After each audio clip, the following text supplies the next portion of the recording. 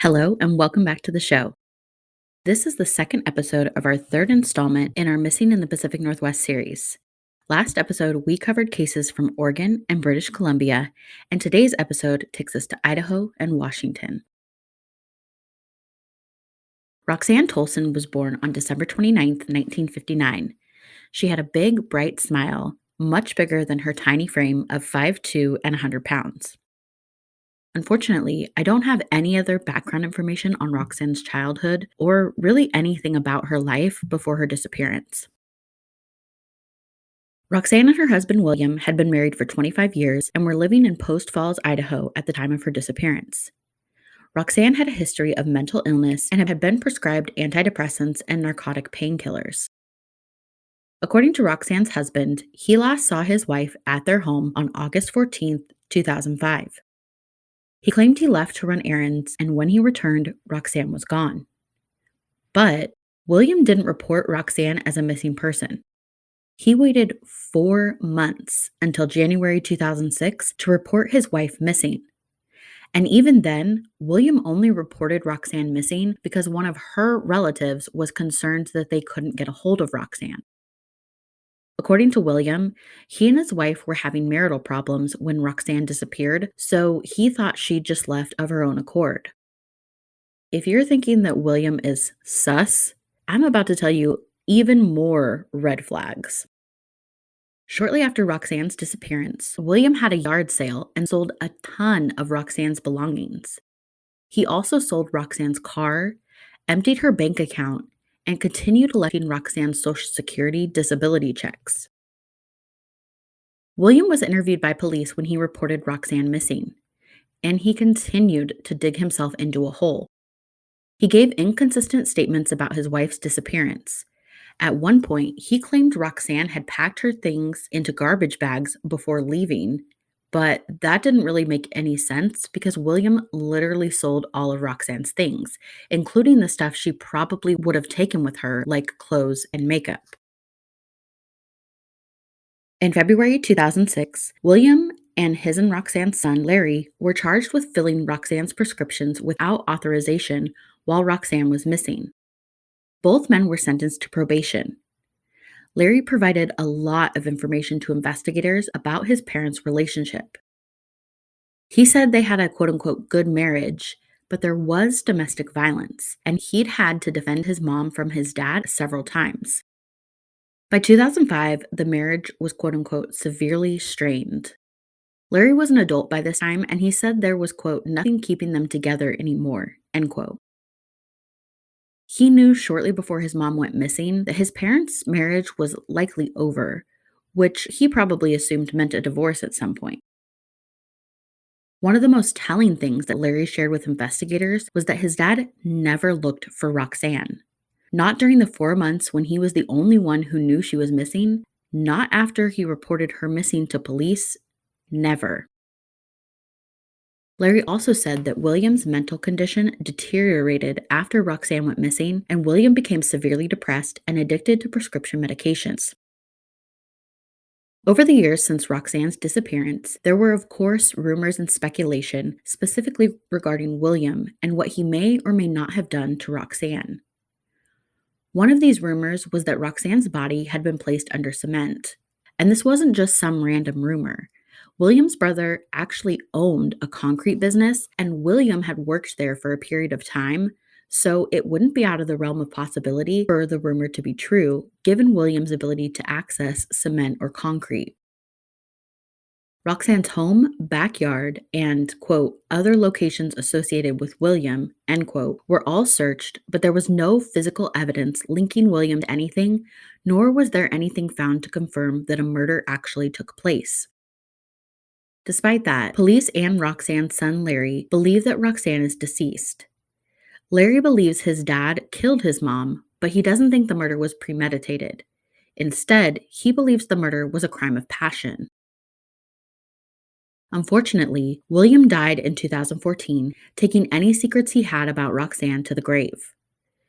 He, of course, maintained his innocence, even on his deathbed. If you have any information on the disappearance and presumed murder of Roxann Tolson, please contact the Post Falls Police Department at 208 773 3517.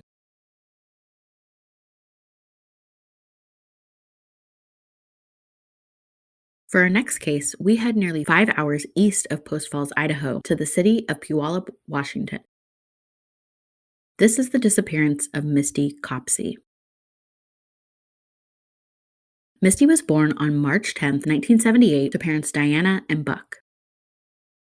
While Diana was pregnant, she and Buck were in the midst of a separation, and they officially divorced right after Misty's birth. Diana received custody of Misty, and they eventually moved to a duplex in Spanaway in 1992. Diana worked nights taking care of a 90-year-old woman, so Misty was often left alone, otherwise known as a latchkey kid. Diana struggled financially as a single parent in her 20s, but she did her best to give Misty a good life. Misty was a popular kid. She had a charismatic personality and a goofy sense of humor. She was a quote-unquote excellent student, and she played softball, basketball, and volleyball. At the time of her disappearance, Misty's closest friend was a girl named Trina. On September 17, 1992, Misty convinced Diana to let her go to the Puyallup State Fair with Trina by themselves with no adult supervision. Diana agreed to give the girls a ride to the fair, and then Misty was supposed to take the bus home at the end of the night. Trina told her parents that Diana was giving the girls a ride to and from the fair, but the ride home part was a lie. Trina was also going to ride the bus home. Misty and Trina headed off to the fair, and by all accounts, the two had a really fun day together. So fun, in fact, that the girls missed the last bus home at 8:40 p.m. Misty called her mom, who was understandably upset about Misty missing the bus because Diana had reminded Misty several times that she wouldn't be able to pick her up because she was working that night and couldn't leave her elderly client. Misty had just been given a new Palm Pilot, which, in case you're not familiar, is basically an electronic address book. So Misty's mom told her to call around to one of her friends and see if they could give her a ride home. Diana made Misty promise to call her back once she found a ride. Misty called her friend Ruben, who was 18 years old and a former neighbor of Misty's. Ruben was a high school dropout with a quote-unquote unhealthy attraction to Misty. After all, he was 4 years older than her. Diana would later tell investigators she overheard a conversation between Misty and Ruben where Ruben told Misty, quote, how horny he got just looking at her, end quote. It was after that conversation that Diana demanded Misty immediately hang up the phone and never speak to Ruben again. And I think Misty mostly abided by that. But these were desperate times, and Misty knew Ruben had a car, a green 1974 Chevy Nova. So she told her mom she was going to call Ruben and see if he would give her a ride home. Diana was absolutely not okay with this after Misty called her back with that information, and she told Misty to find someone else to give her a ride. That was the last time Diana ever spoke with Misty. While all of that was going on with Misty, Trina had decided to walk home because she lived in Sumner, which was only about 3.5 miles from the fairgrounds. We would later learn that this was actually a lie, though, because Trina ended up getting a ride from her 23-year-old boyfriend, Michael Reiner. And yes, a 23-year-old, quote-unquote, dating a 13 or 14-year-old is disgusting, and Reiner was absolutely a child predator. But more on him later. In any case, Trina and Reiner did offer Misty a ride with them, but Misty refused because she didn't like Reiner.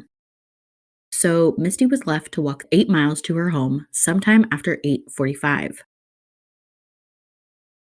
Misty was last seen around 10 p.m. walking toward the westbound on-ramp of Highway 512 in between Puyallup and Spanaway. Diana was worried when she didn't hear back from Misty. I think, like most parents would, she expected Misty to call her when she got home. After all, this was 1992, and cell phones weren't easily accessible, especially to someone of Misty's age. So there was no way for Diana to get a hold of Misty to check in on her. But she tried to put her mind at ease, letting herself assume Misty got a ride from Ruben and just didn't want to tell her that. Again, I think this is a reasonable assumption given the dynamic between Misty and Ruben, meaning the one sided creepy interest. Diana was probably thinking that Misty didn't want to upset her further by telling Diana that she got a ride from Ruben. But panic started setting in when Diana got home from work and there was still no sign of Misty. I'm not sure what time Diana got home, but I assume it was late enough that Misty should have been home by then. Diana called Trina's house, Ruben, Misty's grandma, and other friends looking for Misty. This was most likely the early morning hours of September 18th, so Trina's parents didn't answer their phone. But Diana did connect with Misty's grandma, who said that she hadn't heard from Misty. And then there was the call to Ruben. Ruben confirmed that Misty did call him to ask for a ride, but he told her he didn't have enough gas to come and get her. We'll come back to this later, so keep this call in the back of your mind. After making these calls and getting absolutely nowhere, Diana called 911 to report Misty as a missing person.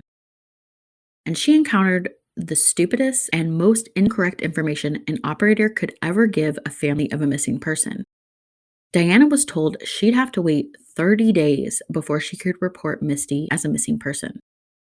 30 days. When Misty didn't show up for school the next day, Diana called the Pierce County Sheriff's Office around 1:30 p.m. Diana was told 30-day waiting period was absolutely incorrect, but they couldn't do anything about Misty's disappearance unless the Puyallup PD invited them onto the case because of jurisdictional issues. But they did make a report. Over the next week, Diana would file 3 police reports, one with the Puyallup PD and 2 with the Pierce County Sheriff's Office. The first report, filed on September 18th, stated that Misty went to the fair with Trina, and it mentioned the last call Misty and Diana had. According to the report, Misty told her mom she found a ride home, quote, with a friend she ran into at the fair, end quote. 6 days after Misty disappeared, a police report was filed by Puyallup PD.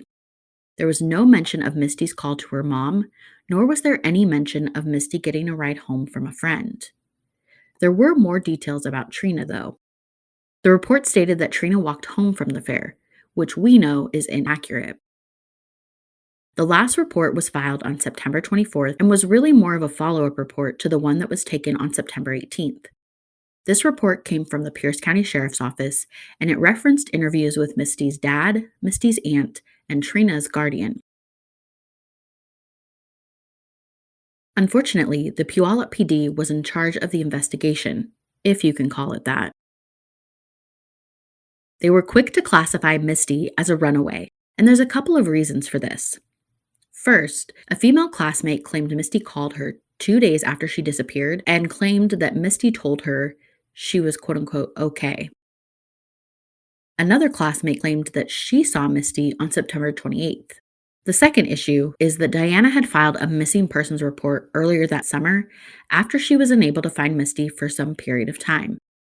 Misty later turned up in her bedroom, but according to the Unresolved podcast, quote, Diana was too embarrassed by the whole situation to inform the police that the missing persons report was unnecessary, so the report remained on file, end quote. So with the alleged sightings of Misty and this outstanding missing persons report, Puyallup PD decided Misty had run away, Diana probably knew where she was, and they decided to close the case. Police even told all of this to a local Seattle radio station. They saw Diana's prior DUIs and welfare fraud conviction and felt that she had a quote-unquote history of dishonesty and a less than stellar reputation, end quote. So Diana was pretty much forced to do her own investigation. Diana was positive that her daughter wasn't a runaway. Her relationship with Misty was quote-unquote on good terms, and she'd recently bought Misty a new stereo and new clothes, both of which were still in the house. All of which were still in the house. According to Diana, Misty had a good home environment, and things were going well for Misty. Diana made flyers and put them up all over town. She even tracked down the bus driver who was driving the route on the night Misty went missing. The driver remembered seeing Misty and recalled telling her to catch the next bus to Tacoma, and from there, she could take another bus back to Spanaway. Diana also went to see Reuben. So let's go back to the first story Reuben told. When Diana first talked to Reuben, he claimed Misty called him for a ride, but he told Misty he didn't have enough gas money to come and get her. This is also one of the stories that Reuben would later tell police in an interview. But after speaking to Reuben's roommate, James Tinsley, Diana found out that Reuben left shortly after the call from Misty, which James assumed meant Robin had gone to pick Misty up. Reuben claimed that when he left that night, he actually went to a party with his uncle, and then he promptly blacked out. And I'm absolutely not joking. Reuben claimed he blacked out and had no memory of that night after Misty's call. A few months after Misty's disappearance, an eccentric man named Corey Bober inserted himself into the investigation. Bober was a Puyallup resident who was very into serial killer research and investigations. In fact, at the time of Misty's disappearance, Bober was looking into the Green River Killer. He got in touch with Diana and told her that he believed Misty was a victim of the Green River Killer. Police told Diana not to get too close to Bober, but frankly, Bober appeared to be the only one interested in looking into Misty's disappearance, so Diana ignored police's warnings. Bober became convinced that Misty's remains would be found on Highway 401. So on November 28, 1992, Bober organized a search with 25 volunteers, but there was no trace of Misty. In December 1992, the Pierce County Sheriff's Office changed Misty's case to, quote, missing under suspicious circumstances, end quote. But even with the reclassification, investigators didn't speak to Trina or Reuben for 5 months after Misty went missing. Trina told investigators the truth about how she got home that night, meaning the ride from Reiner, and she said that Misty had planned to walk home. Police looked into Reiner and discovered he was accused of abducting and raping an 11-year-old girl at knife point when he was just 16. However, no charges were ever filed in that case. Police initially thought it was possible that after Reiner dropped Trina off at home, Reiner then went back to the fairgrounds and convinced Misty to take a ride from him. But they later ruled Reiner out as a person of interest because he passed a polygraph. Before I get into sketch AF Reuben, I want to go back to Corey Bober because he was still actively involved with Misty's case at this point. In fact, on February 7, 1993, Bober and a dozen volunteers searched an area on the south side of Highway 401. They found a small pile of blue denim fabric along with a blue sock. According to Diana, the fabric and the sock looked like what Misty had been wearing on the day she went missing. This prompted detectives to organize a helicopter search with an infrared scanner. Unfortunately, nothing but animal remains were recovered. Because of his interest and involvement with Misty's case, investigators obviously considered Bober a person of interest. There was also the fact that Bober refused to take a polygraph. But Bober did have an alibi for the night Misty went missing. He was actually assaulted by a neighbor. This was corroborated by a police report filed at 1:30 a.m. on September 18th. Bober didn't have a violent criminal history, and he didn't drive or have a license. And now, let's talk about Reuben. I've already told you about the different stories he told Misty's mom. Well, Reuben also told detectives that Misty had called twice on the night she went missing. The first call was the one where Misty called asking for a ride. The second call, Reuben claimed, was Misty telling him to drive to her house to get gas money and then come and pick her up. Reuben refused, and he claimed that Misty was angry about that refusal. And then, of course, Reuben told police he blacked out after the second call and couldn't remember what happened after that. He then claimed he woke up at his grandma's house in Enumclaw, Washington, the day after Misty went missing. Reuben didn't know why he drove to his grandma's house, and he couldn't say for sure whether he would have picked up Misty while he was blacked out. Still, Reuben denied harming Misty and claimed he, quote, couldn't touch a dead body, end quote. Reuben agreed to take a polygraph test. However, the results were ultimately ruled inconclusive because Reuben spent the entire time trying to make himself fall asleep, which of course affects heart rate and other indicators that investigators are actually testing during a polygraph test. Unbeknownst to investigators, Reuben's 1974 Chevy Nova was crushed in a scrapyard in 1993, so it was never searched or processed for evidence. Reuben's grandma's farm was located about 8 miles from the spot where Misty's clothes were found. In 2010, police searched 40 acres of Reuben's family farm, which had over 100 acres of land, including forests and streams. Unfortunately, nothing was found during this search. The Pierce County Medical Examiner declared Misty legally dead in 2000. On the 25th anniversary of Misty's disappearance in 2017, Pierce County launched a social media campaign on Facebook and Twitter. The entire day was dedicated to sharing Misty's story, her life, and her disappearance in an effort to keep Misty's case fresh in people's minds. If you have any information on the disappearance of Misty Copsey, please contact the Puyallup Police Department at 253-770-3343. The final case we're going to cover today has been rapidly developing over the last month or so. What was originally a missing persons case is now believed to be an abduction and murder case. But it's still important to share because it's an ongoing investigation and police are asking for anyone with information to come forward. Michael "Monkey" Vaughan went missing on July 27, 2021. His mom, Brandy, was at work, and his dad, Tyler, was in charge of Michael and his younger sister. Tyler briefly left the room to check on the baby and order a pizza for dinner. When he came back, Michael was gone. Tyler called Brandy and told her that he couldn't find Michael.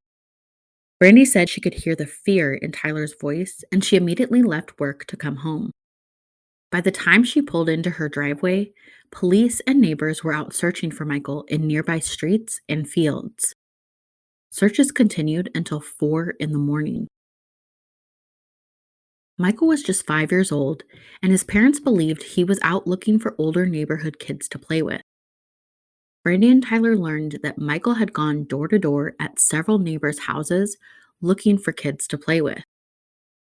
Fruitland, Idaho, where Michael and his family lived, is a small town about an hour from Boise with a population of 5,000. Fruitland is rural farmland and can be described as a, quote, really quiet and friendly safe place, end quote. At least it was until Michael disappeared.